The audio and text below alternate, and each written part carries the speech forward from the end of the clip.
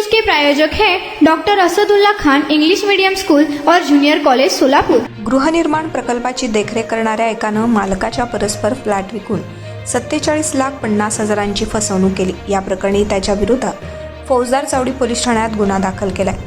3 दिवसाची पोलीस कोठडी पोलिसांनी त्याला दिली आहे। पोलिसांनी त्याला अटक करून ही कोठडी त्याला दिली आहे। वय 45, राहणार साईनगर, गृहनिर्माण संस्था, जुळे, सोलापूर असं पोलीस कोठडी मिळालेल्याचं नाव आहे। फिर्यादी विद्या मिलिंद लोलगे, वय वर्ष 41, राहणार ब्रह्मचैतन्यनगर, विजापूर रोड, सोलापूर। तसेच मालकीच्या प्रेषक रेसिडेन्सी अपार्ट या गृहनिर्माण प्रकल्पाची देखरेख करण्याचं काम अब्दुल कयूम हा करत होता। 2018 ते 22 या कालावधीत फ्लॅट क्रमांक 104 साठी रवींद्र पाटील याच्याकडून 13 लाख, फ्लॅट क्रमांक 202 साठी उमा लोकरे यांच्याकडून 10 लाख, फ्लॅट क्रमांक 401 साठी परमार यांच्याकडून 24 लाख व फ्लॅट क्रमांक 2021 यासाठी हिबारे यांच्याकडून 50,000 रुपये असे एकूण 47,50,000 रुपये घेण्यात आले।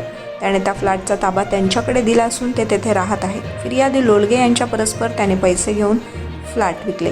ही बाब उघडकीस आल्यानंतर लोलगे यांनी पोलिसात फिर्याद दिली आहे।